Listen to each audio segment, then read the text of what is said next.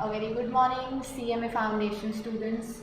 So today we'll be starting up with lecture number 2 of law. और जिस तरीके से मैंने आपको फर्स्ट लेक्चर में समझाया था how your syllabus is divided, और लॉ में आपका 3 एक्ट्स एप्लीकेबल हैं, Indian contract act, sales of goods act और negotiable instrument act. Considering that हम फर्स्ट स्टार्ट कर रहे हैं आज लेक्चर नंबर 2 में, we are starting up with the Indian contract act 1872। मैंने आपको फर्स्ट लेक्चर में समझाया था कि एक्ट वर्ड कैसे आता है, एक्ट कैसे बनता है, कॉन्ट्रैक्ट वर्ड कहाँ से आता है। तो जिन बच्चों ने लेक्चर नंबर 1 नहीं लगाया हुआ वो आप सेम ऐप में जाके यूट्यूब पे जाके आप फर्स्ट लेक्चर CMA फाउंडेशन का लगा सकते हो।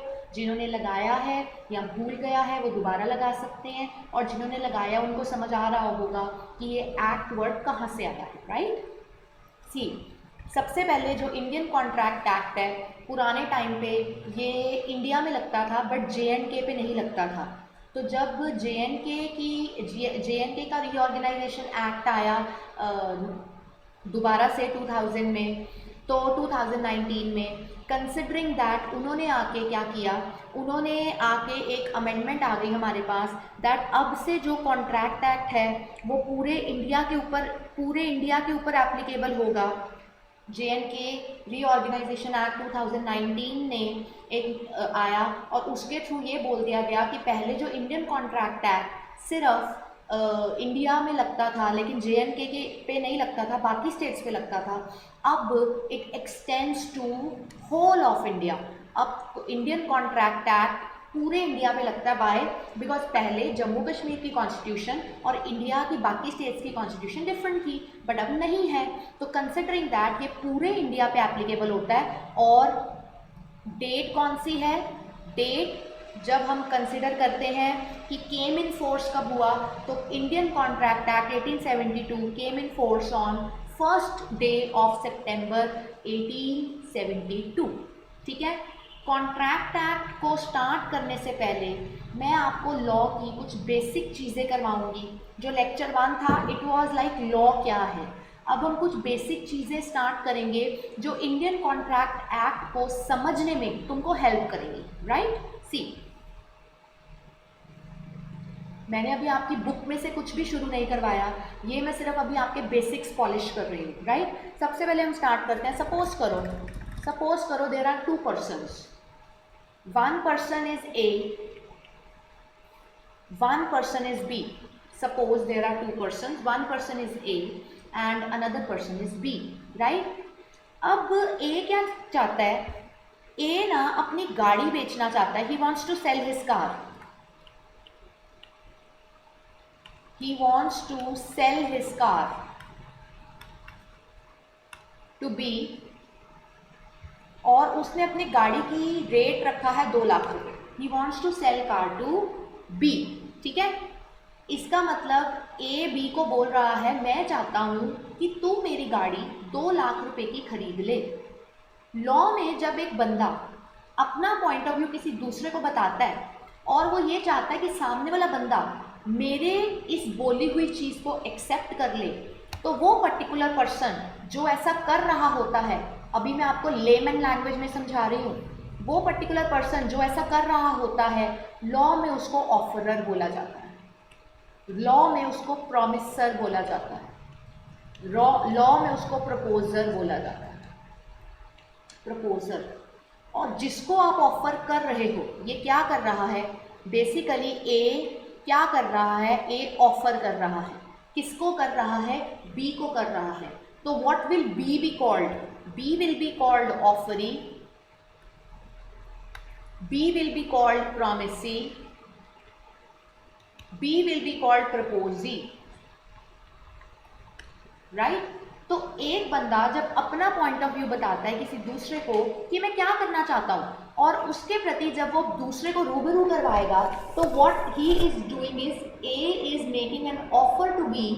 The one who makes an offer is called offerer, promiser or proposer, and the one to whom offer is made is called offeree, promisee, proposer। ठीक है। तो A कौन हो गया, मैंने अभी आपको ऊपर बताया, यहाँ पे ए कौन हो गया, ए हो गया the one who makes offer. तो ये किनका नाम है, हु मेक्स ऑफर, उनके लिए ये 3 नाम बताए गए। And the one to whom offer is made, it is to whom offer is made is called offering, proposing या promising। ठीक है जी, आगे नाउ अब ए ने तो बी को बोल दिया कि मैं चाहता हूं कि तू मेरी गाड़ी 2 लाख रुपए की खरीद ले। अब डिपेंड किस पे करता है, बी पे, कि बी क्या करेगा, राइट? बी क्या करेगा? अब बी के पास 2 ऑप्शन है। बी के पास एक ऑप्शन है, see again I am telling you, I am just explaining you the basics by layman language. मैंने लॉ की अभी प्रोफेशनल लैंग्वेज यूज नहीं की, लॉ की वोकैबुलरी अभी यूज नहीं की, ठीक है? अब बी के पास एक ऑप्शन है, या वो क्या करता है, ए की ऑफर को यस कर देगा, या वो ए की ऑफर को नो कर देगा, या वो ए की ऑफर को चेंज करने की कोशिश करेगा। यस करने का मतलब क्या होता है, लॉ में अगर ऑफरी यस कर रहा है उसका मतलब है कार उसने कितने की बेची, 2 लाख की, उतनी की उतनी पे ही यस हुई। कार 2 लाख की, उतनी की उतनी पे ही यस हुई है। नो का मतलब क्या है, नो का मतलब क्या है, B is not interested to buy A's car, he is not interested to buy a's car, right? Change का मतलब है, चेंज का मतलब है वो कहता है यार तू मुझे गाड़ी दे रहा है 2 लाख रुपए की, बट मैं कार लेने को तैयार हूं, लेकिन मैं लूंगा 1.8 लाख, मतलब 1,80,000, मैंने 2 लाख रुपया नहीं देना, ठीक है? तो बी यही कर सकता है, या तो 2 लाख की ऑफर को एज इट इज एक्सेप्ट कर लेगा, या 2 लाख की ऑफर को एज इट इज रिजेक्ट कर देगा, या उसको 2 लाख की ऑफर एक्सेप्टेबल नहीं होगी और वो उसको बदल के कुछ और बोलेगा कि जैसे नहीं मैं लूंगा तेरी गाड़ी बट 2 लाख की नहीं, 1,80,000 की या 1,50,000 की, ठीक है? अगर ऐसा कुछ हो जाए, अगर ऑफरी ऑफर को यस कर दे, इसका मतलब है, ये तो लेमैन में लैंग्वेज में समझाया, अब इसको लिखेंगे कैसे, इसका मतलब है x offer is accepted by B, sorry A भी लिया था, it's A's offer is accepted by B। तो B कौन था, ऑफरी। जैसे ही एक ऑफरी ऑफर को एक्सेप्ट कर देता है, एक्सेप्ट करने के बाद वही बंदा ऑफरी नहीं रह जाता, rather he is called acceptor. The one who offers is called offerer. The one to whom offer is made is called offeree. And if the offeree accepts the respective offer as it is, then that offeree is given a new name, and then that offeree is called acceptor. ठीक है? अगर उसने deny कर दिया, इसका मतलब होता है एक्स, सॉरी ए लिख रहे हैं, इसका मतलब होता है A's offer comes to an and.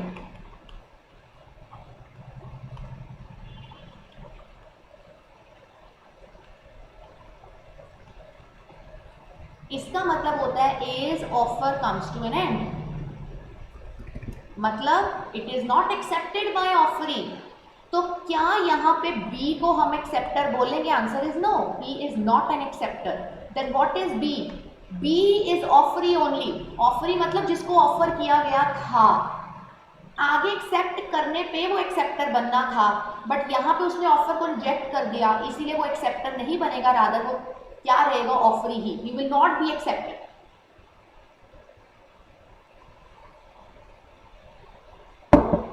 आगे, अगर ऑफर 2 लाख की गाड़ी की हुई है और ऑफर ही कह रहे हैं कि मैं 1.8 लाख की एक्सेप्ट करूंगा।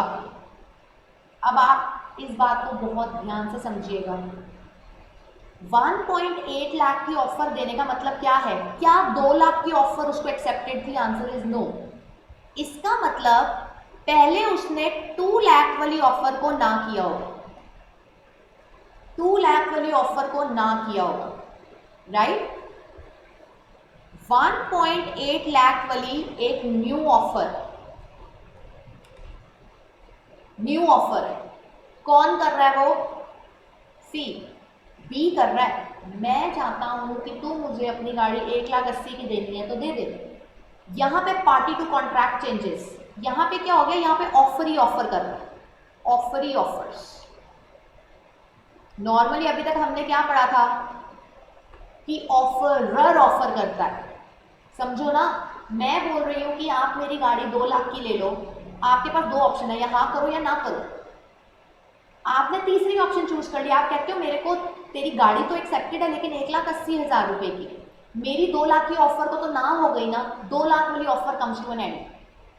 समझो, अब जब बंदा ऑपोजिट वाला कह रहा है कि मैं आपको 1,80,000 की ये गाड़ी बेचूंगा, इसका मतलब है अब वो मुझे ऑफर कर रहा है। अब मेरे पे डिपेंड करता है कि मैं 1,80,000 की बेचूं कि ना बेचूं। Now the offeree is offering, when the offeree offers it is called counter offer, it is called counter offer. कि मैं तुझे ऑफर कर रहा था, तूने तो उल्टा ही काउंटर मार दिया, उल्टा तू अब मुझे ऑफर कर रहा है। व्हाई? बिकॉज तुझे मेरी की हुई old offer as it is acceptable नहीं थी। ठीक है जी, आगे। तो मैंने यहां तक तुम्हें क्या बताया? जो ऑफर करता है इज ऑफरर, जिसको ऑफर की जाती है इज ऑफरी। ऑफरर करता क्या है? ऑफर। अगर ऑफरी ऑफर को एक्सेप्ट कर ले तो offeree gets converted into acceptor. अगर ऑफरी ऑफर को एक्सेप्ट नहीं करता, offer comes to an end. और अगर ऑफरी ऑफर की मॉडिफिकेशन कर देता है तो उस सिचुएशन को क्या बोला जाता है? Counter offer. Now the offeree is offering the old offerer and that whole scenario is called counter offer. ठीक है, now understand, I am picking the same example. A ने बी को क्या बोला था? मैं तुझे गाड़ी बेचूंगा @ 2 लाख, और सपोज करो बी ने पे कर दिया, ही पेड 2 lakhs, मतलब B is an acceptor, yes he accepted the offer as it is for 2 lakhs, right? now understand again I am teaching in layman language. what A is giving? Answer is car. What A is getting in return? Answer is 2 lakhs. A के point of view से। B के point of view से बात करते हैं। What B is giving? Answer is 2 lakhs. What B is getting? Answer is car.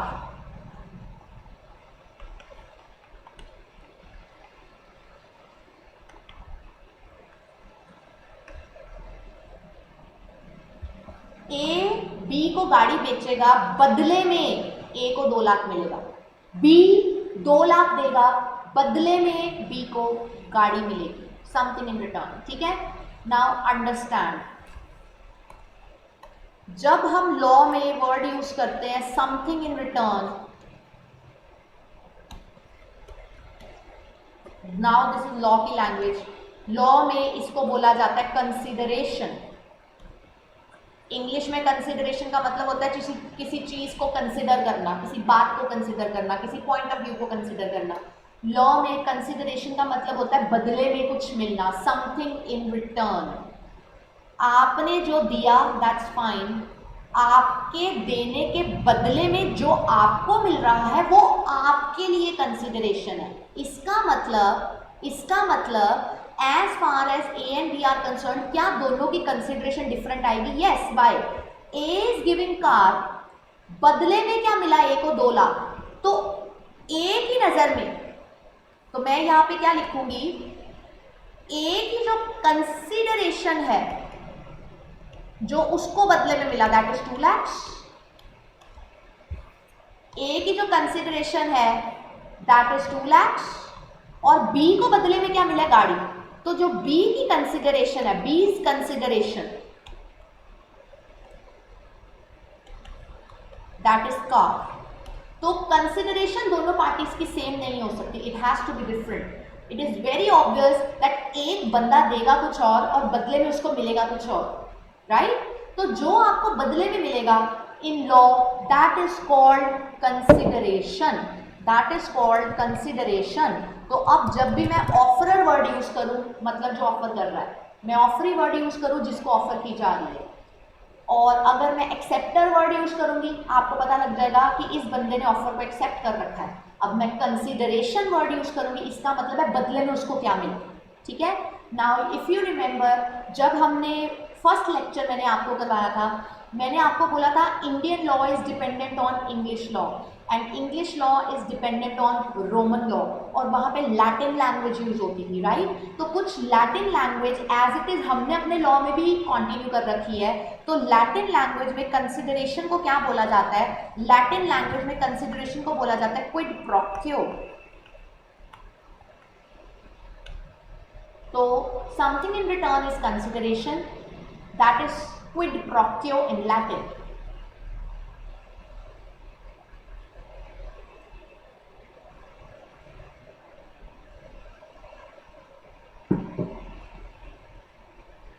ठीक है जी, आगे चलते हैं। देन हमारे पास लॉ में नेक्स्ट वर्डिंग जो आपको तंग करेगी that will be एनफोर्सिएबिलिटी।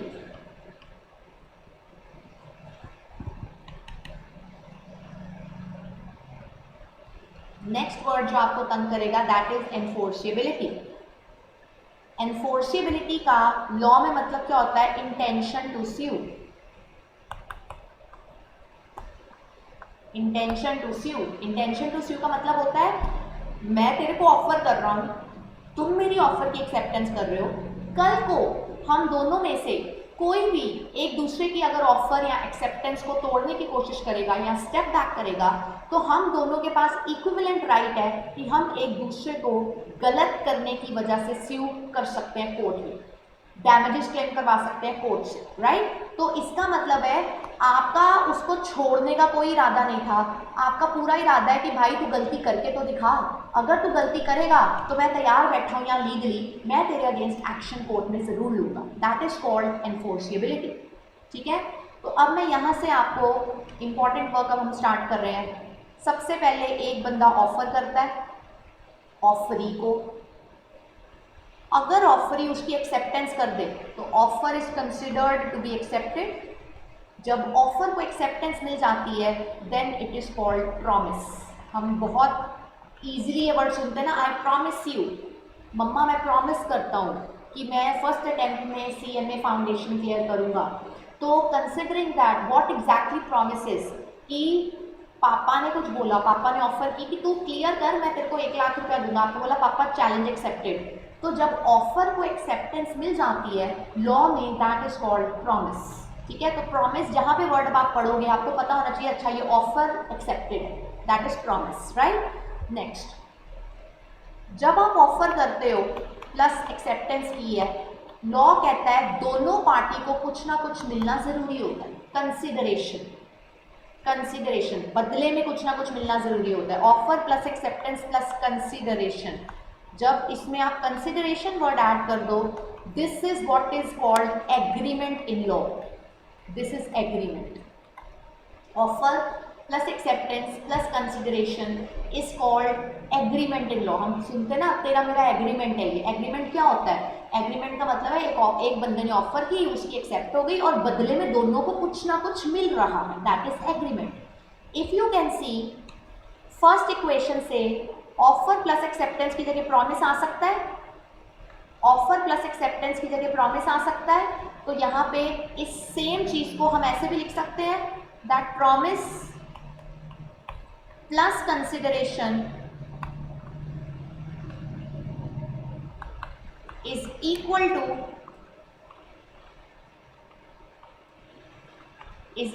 to agreement. Promise plus consideration is equal to agreement. ठीक है जी, आगे अब ऑफर कर रहे हो, एक्सेप्टेंस हो रही है, बदले में कुछ ना कुछ मिल रहा है।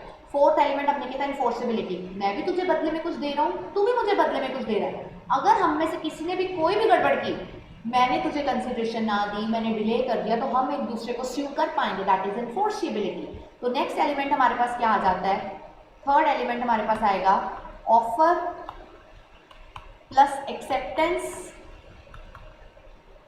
Plus consideration plus enforceability, this is equal to contract. जो आपके कॉन्ट्रैक्ट एक्ट वर्ड यूज्ड है जो मेन एक्ट में, तो कॉन्ट्रैक्ट का मतलब क्या है, कॉन्ट्रैक्ट का मतलब है एक बंदे ने ऑफर की, उसकी एक्सेप्टेंस हो गई, बदले में दोनों को कुछ ना कुछ मिल रहा है, और ये भी बीच में मेंशन है कि अगर दोनों में से किसी ने भी गड़बड़ की तो कोर्ट में उनको स्यू किया जाएगा। तो considering that it is called contract. Now see, ऊपर की क्वेश्चंस को मैं नीचे पुट करने वाली हूं। अगर मैं सिर्फ इन दोनों को पुट करूं तो इसको ऐसे लिखा जा सकता है, promise plus consideration plus enforceability is equal to contract, right. और अगर मैं तीनों को इकट्ठा पुट कर दूं, अगर मैं तीनों को, offer plus acceptance plus consideration was agreement, right, offer plus acceptance plus consideration was agreement, यानी कि अगर अब मैं इन दोनों को इकट्ठा कर दूं तो मेरी नेक्स्ट इक्वेशन क्या बनेगी, agreement plus enforceability is equal to contract. मतलब एक ऐसा एग्रीमेंट जो कि एनफोर्सिएबल बाय लॉ है, एक ऐसा एग्रीमेंट जो कि एनफोर्सिएबल बाय लॉ है, उसको हम लॉ में कॉन्ट्रैक्ट बोलते हैं। एक एग्रीमेंट यानी कि ऑफर की गई, एक्सेप्टेंस हुई, बदले में कुछ मिल रहा था, दैट इज एग्रीमेंट, और उसमें एनफोर्सिबिलिटी डल गई कि पेपर वर्क, मान लो कैसे पता चलेगा एनफोर्सिबिलिटी, पेपर वर्क साइन करवाया। जब भी कोई बंदा लीगल तौर पे पेपर वर्क पर साइन करवाता है, लीगल डॉक्यूमेंटेशन होती है, तो उसका इरादा क्या होता है, आप एक प्रूफ के तौर पे रख रहे हो ना, क्यों रख रहे हो, कल को कोई प्रॉब्लम आई, कोई ट्रांजैक्शन टूटी या व्हाटएवर इट इज, तो आपके पास पावर है कि आप दूसरी पार्टी को स्यू कर सकते। ठीक है जी, तो यहां से सबसे पहला वर्ड आपके पास आता है, मेन वर्ड आपके पास आता है एग्रीमेंट। मेन वर्ड आपके पास यहां से आता है एग्रीमेंट, और एग्रीमेंट वर्ड हमारे पास आएगा सेक्शन 2 क्लॉज स्मॉल ई में। अब आई होप मैंने फर्स्ट लेक्चर में बताया था, सेक्शन कोई भी लॉ में आपको वर्ड फाइंड करना होता है तो आप सेक्शन के अकॉर्डिंगली फाइंड करते हो, और मैंने बताया था कि अगर फर्स्ट ब्रैकेट में लिंक नहीं है तो वो क्लॉज होता है, और अगर फर्स्ट ब्रैकेट में कोई ऐसे अल्फाबेट्स आप लिख रहे हो जिसका उसी सेक्शन के साथ लिंक है तो हम सब सेक्शन बोलते हैं। तो since agreement is given in section 2 clause small e, अब मैं आपको लॉ की डेफिनेशन में दिखा रही हूँ कि सेक्शन 2 स्मॉल ई क्या कहता है। It says every promise and every set of promises forming consideration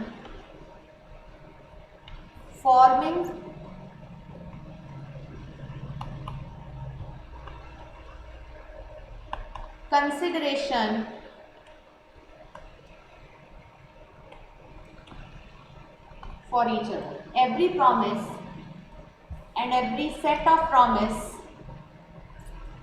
every promise or every set of promise forming consideration for each other. Now you see, अगर मैं इक्वेशन पे जाऊं ऊपर, आप देखो offer plus acceptance is promise, right. See promise एक हो या एक से ज़्यादा हो, every promise and every set of promises forming consideration, जब आप उस प्रॉमिस में कंसिडरेशन वर्ड ऐड करते हो तो वो क्या बनता था, एग्रीमेंट। उसी को ही हमने थ्योरेटिकल फॉर्म में लिखा है, promise plus every set of promise forming consideration for each other is called agreement. और अगर याद दिला दूँ तो ऊपर हमने इसकी इक्वेशन ऑलरेडी लिखी है, that promise plus consideration is equal to agreement. ठीक है, तो उसी इक्वेशन को जब लॉ की लैंग्वेज में हमने लिखा तो आप इन वर्डिंग्स को चेंज नहीं कर सकते, जो डेफिनेशन एज पर एक्ट के सेक्शन के हिसाब से होती है उसके वर्डिंग्स आप चेंज नहीं कर सकते, उसको आपको एज इट इज ही लिखना होता है। ठीक है, तो आपके एमसीक्यू में आ सकता है कि एग्रीमेंट का सेक्शन बताइए या सेक्शन 2 क्लॉज स्मॉल ई में कौन सा वर्डिंग फॉल करती है, तो it can be anyway, because अच्छा खासा एमसीक्यू का पेपर आपका आता ही आता है, राइट, सीएमए फाउंडेशन में। तो आगे बात करते हैं, अब ये जो एग्रीमेंट हम बात कर रहे हैं,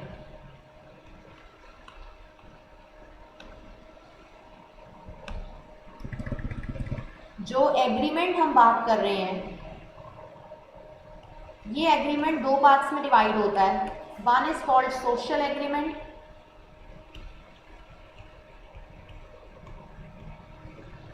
one is called commercial agreement.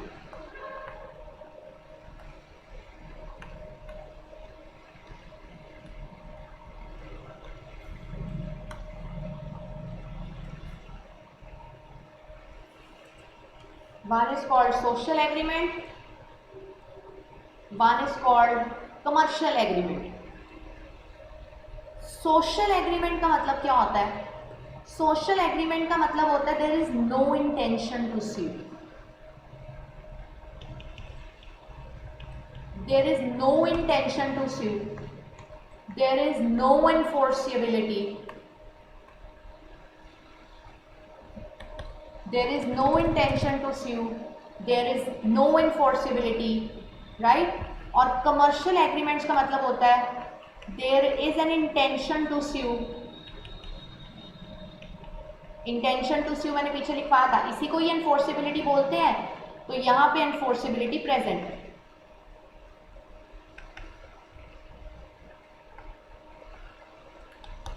अब आप समझो इस चीज को, अगर मैं बोलूँ एग्रीमेंट दो तरह का है, सोशल एग्रीमेंट और कमर्शियल एग्रीमेंट, तो सोशल एग्रीमेंट के केस में there is no intention to sue.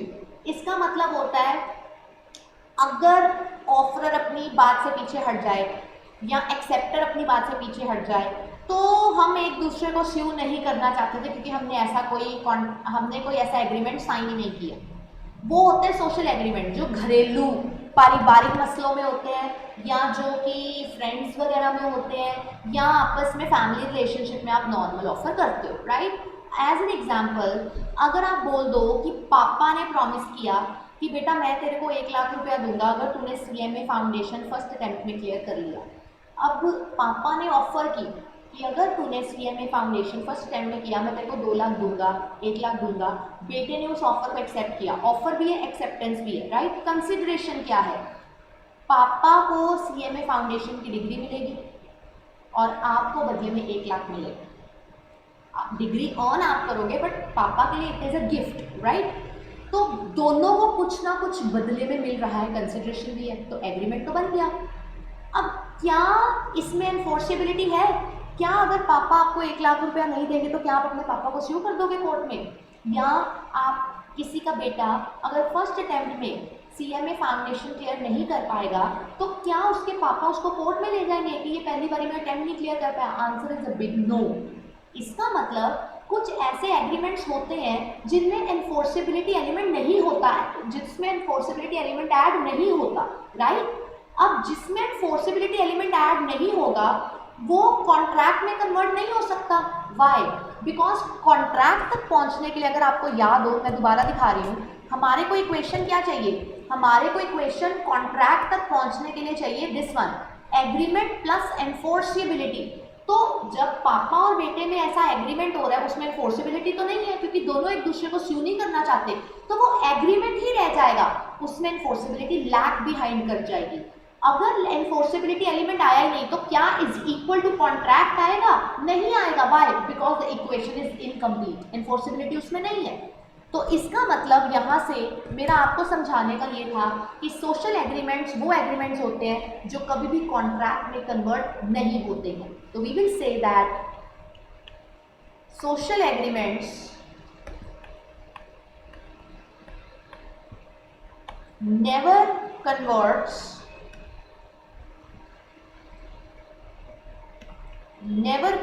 To contract. क्यों? एग्रीमेंट में कॉन्ट्रैक्ट तक पहुंचने के लिए जो मेन एलिमेंट है वो एनफोर्सेबिलिटी है, और सोशल एग्रीमेंट्स में तो एनफोर्सेबिलिटी मिसिंग होता है। ठीक है, you can pen down the example. यहाँ पे बच्चा लोग, यहाँ पे आप लोग एग्जाम्पल लिखोगे। As an example, father promised to pay rupees 1 lakh to his son if he clears the entrance of CMA Foundation, if he clears the entrance exam of CMA in first attempt।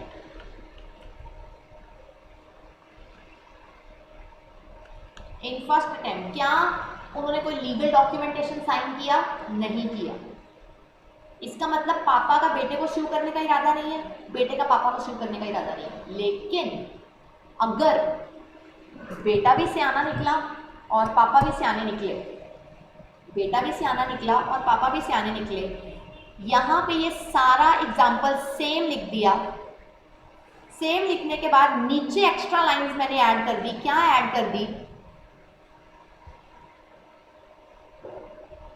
मैंने लिख दिया his son accepted the offer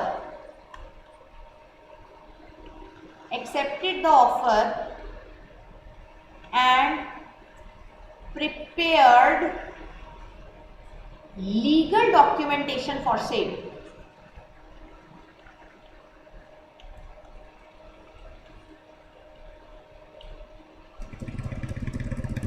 and prepared legal document for sale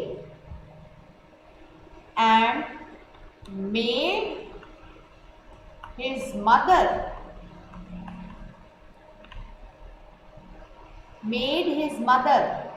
witness of the sale। उसने बोला पापा आप कह रहे हो ना 1 लाख दूंगा CMA फाउंडेशन क्लियर करेगा, तो लिखो कागज पे, मम्मा आप एज ए विटनेस साइन करो। इसका मतलब क्या है? बेटे ने ऐसा क्यों करवाया?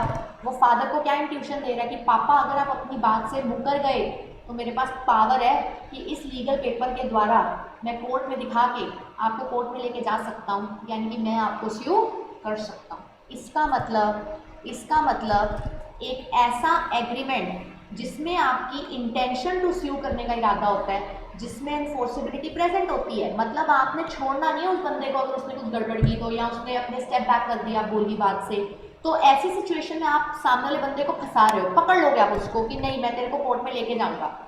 ये कौन सा एग्रीमेंट है? कमर्शियल। तो क्या कमर्शियल एग्रीमेंट कॉन्ट्रैक्ट में कन्वर्ट होगा? भाई कमर्शियल एग्रीमेंट में हर बार एनफोर्सेबिलिटी एलिमेंट आना ही आना है, और जहां पे हर बार एनफोर्सेबिलिटी एलिमेंट आना ही आना है उसमें ऑब्वियस है कि कॉन्ट्रैक्ट में कन्वर्ट होना ही होना है। तो यहाँ पे क्या आएगा? Commercial agreements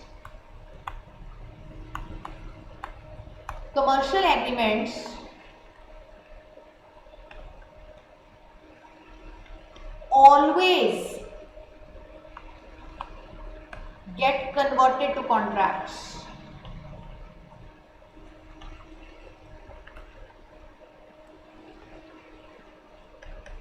Always get converted to contracts। So that's the difference between, so if definition of agreement turns out it is in section 2 clause small e, agreement के काइंड्स आ जाए तो एग्रीमेंट के 2 काइंड्स हैं, सोशल एंड कमर्शियल। अगर MCQ में आ जाए कौन सा एग्रीमेंट कॉन्ट्रैक्ट में कन्वर्ट होता है, आंसर इज कमर्शियल। कौन सा एग्रीमेंट कॉन्ट्रैक्ट में कन्वर्ट नहीं होता, एमसीक्यू आ जाए, आंसर इज सोशल। अगर आ जाए कौन से एग्रीमेंट में एनफोर्सिबिलिटी एलिमेंट प्रेजेंट होता है, आंसर इज कमर्शियल। कौन से एग्रीमेंट में एनफोर्सिबिलिटी एलिमेंट एब्सेंट होता है, आंसर इज सोशल। तो डिपेंड करता है कि आपको इसमें से एमसीक्यू आता है या डिटेल में आपको पूछा जाता है कि define agreement according to the Indian contract act 1872। तो if it turns out to be definition तो फिर आप प्रॉपर बताओगे, अगर if it turns out to be MCQ तो you know how to answer. ठीक है जी, आगे।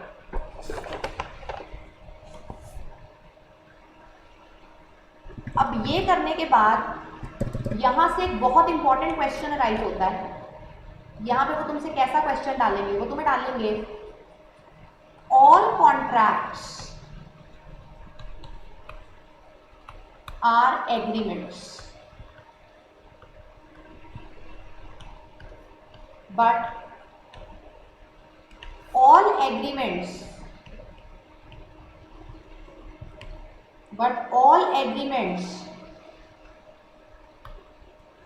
are not contracts. Justify या एक्सप्लेन द स्टेटमेंट, ऐसा कुछ भी क्वेश्चन वो डाल सकते हैं कि जस्टिफाई कीजिए या एक्सप्लेन द स्टेटमेंट या इस क्वेश्चन को आंसर कीजिए, कुछ भी आ सकता है। अगर आपको all contracts are agreements but all agreements are not contracts की सिचुएशन आ जाती है और वो आपसे पूछते हैं तो आप इसको कैसे आंसर करोगे, आंसर इज आप इसको किस तरीके से करोगे। सबसे पहले आप बताओगे, सबसे पहले इसको आप आंसर कैसे करोगे, मैं वो सिखा रही हूँ आपको। आप आंसर करोगे दैट कॉन्ट्रैक्ट की पहले इक्वेशन दोगे, that contract is equal to offer plus acceptance plus consideration plus enforceability. उसके बाद आप कॉन्ट्रैक्ट को डिफाइन करोगे जो कि आता है सेक्शन 2 सबसेक्शन स्मॉल h में। ठीक है, हम लिखेंगे according to section 2 subsection small h of the Indian contract act. इसको डिफाइन कैसे करेंगे, a contract is an agreement, contract is an agreement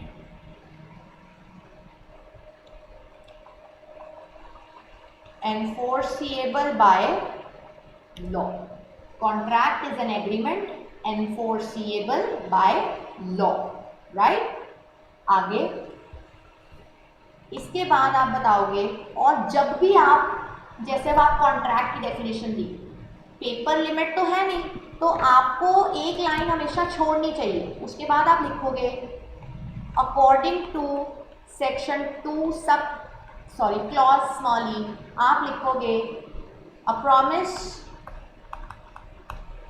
and every set of promise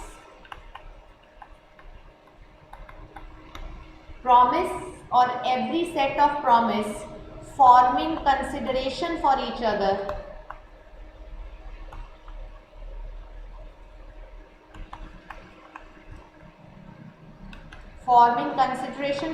other is an agreement.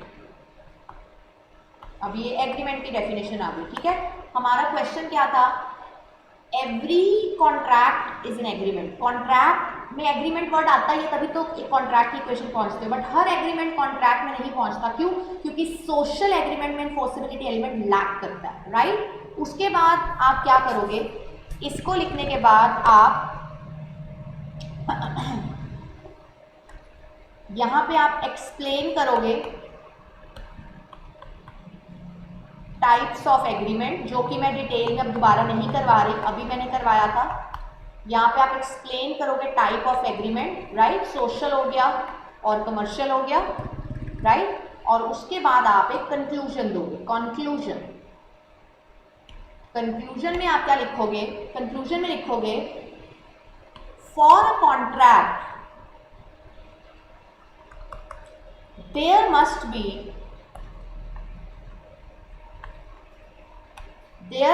be two things. First is agreement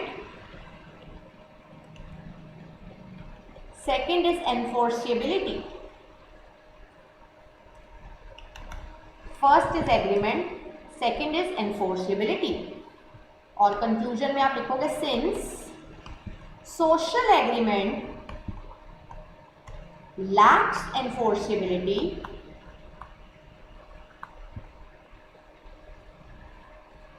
since social agreement lacks enforceability, therefore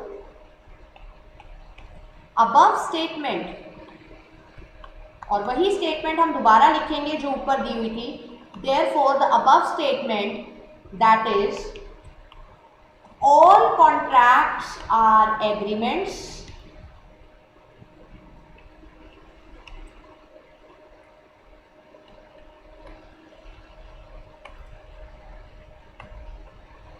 but all agreements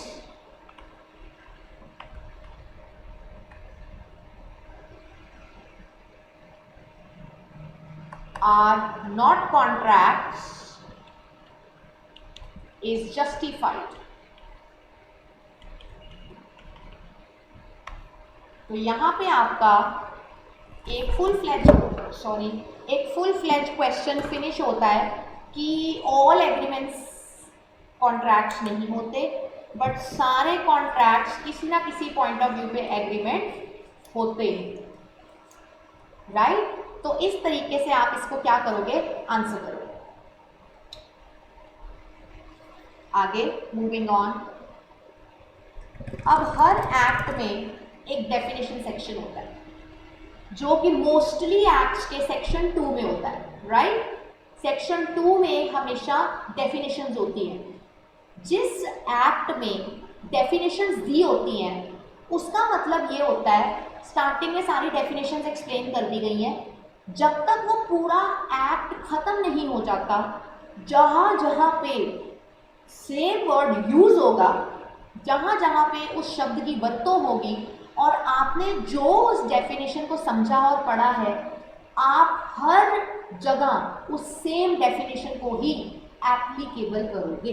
इसका मतलब है अगर beginning में, जैसे अगर हम कोई story पढ़ते हैं, उस स्टोरी में लिखा होता है ना, रमेश दादा का किरदार निभा रहे हैं, महेश बेटे का किरदार निभा रहे हैं, सीता डॉटर का किरदार निभा रही है. उसके बाद जब आप स्टोरी पढ़ते हो तो बार बार नहीं ना दिया होता Sita as a daughter, Radha as a mother, ऐसा कुछ नहीं दिया होता ना. आपको बिगिनिंग ऑफ द पेज में बता दिया जाता है कि सीता का रोल क्या है, दादा का रोल कौन निभा रहा है, पापा का रोल कौन निभा रहा है. तो जब आप बाद में स्टोरी पढ़ते हो तो आप खुद उसको लिंक कर लेते हो, अच्छा पापा ने बेटी को ये बोला, अगर वो बोलते हैं एक्स ने वाई को ये बोला और स्टोरी की बिगिनिंग में मेंशन था कि एक्स फादर है, तो आपको पता लग गया हाँ पापा ने बेटी को बोला, राइट? सिमिलरली लॉ में हर एक्ट की बिगिनिंग के सेक्शन 2 में सारी डेफिनेशंस एक्सप्लेन्ड होती है. उसके बाद जहाँ जहाँ पूरे एक्ट में वो वर्डिंग की यूजेज होगी, वहाँ पे बार बार वो डेफिनेशन को एक्सप्लेन नहीं करते. वहाँ पे आपने बिगिनिंग में क्योंकि एक बार डेफिनेशन पढ़ ली होती है, उसके बाद जब भी वो वर्ड आएगा आपको सेल्फ इंटरप्रेट करना होता है, अच्छा इसका मतलब यही है, राइट? तो मैं आपको अभी फॉर टाइम बीइंग एक लिस्ट दे रही हूँ, डेफिनेशंस की, जो कि हम जैसे जैसे आगे बढ़ते जाएंगे डेफिनेशंस को हम बीच बीच में करते जाएंगे, ठीक है? तो डेफिनेशंस जो कि section 2 of the Indian contract act में है,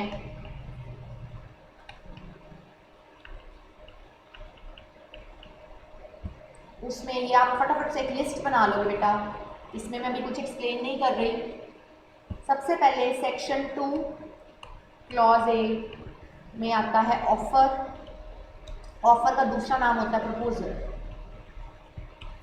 देन सेक्शन 2 क्लॉज बी में आता है एक्सेप्टेंस.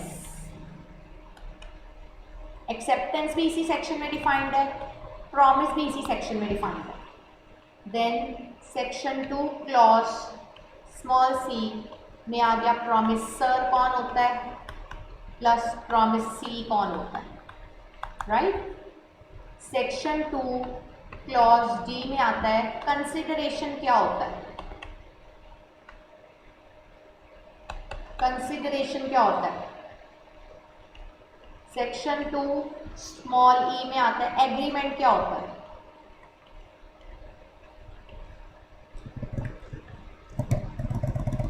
एग्रीमेंट क्या होता है?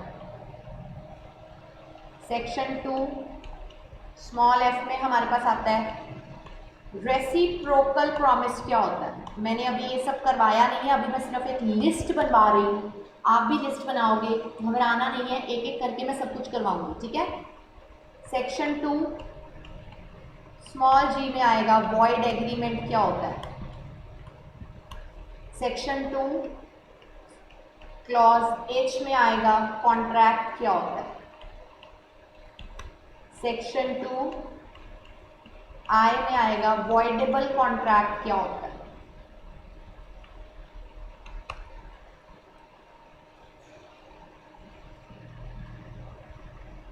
और सेक्शन 2 क्लॉज जे में आएगा वॉइड कॉन्ट्रैक्ट क्लॉज, ठीक है। आउट ऑफ दिस हमने डिस्कशन में ये कर लिया कि प्रॉमिस क्या होता है। सबसे पहले हमने ऑफर किया कि ऑफरर करता है, फिर प्रॉमिस हो जाता है जब ऑफर प्लस एक्सेप्टेंस हो, then the one who offers is called promisor, the one to whom offer is made is called promisee, something in return is called consideration, promise with every set of promise is called agreement, और हमने इसमें से कौन सा किया? Contract. An agreement which is enforceable by law is called contract. तो ये हमने ऑलरेडी कर लिए हैं इतने में से, राइट?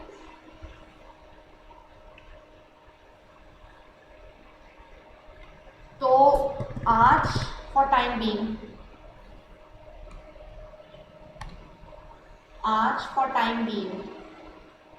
इतनी डेफिनेशंस आप कवर करोगे, राइट? ये बेसिक है, इतना आप कवर करोगे।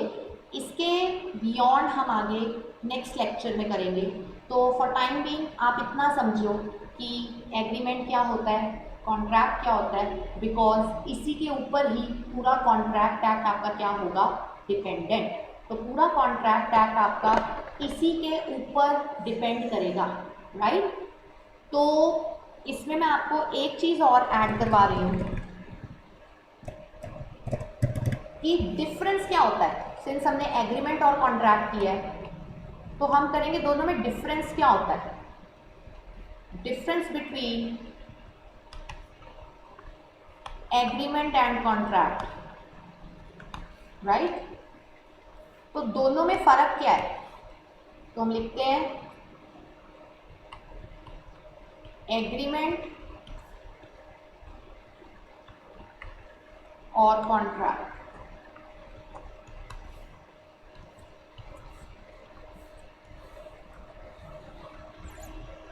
दोनों में फर्क क्या है?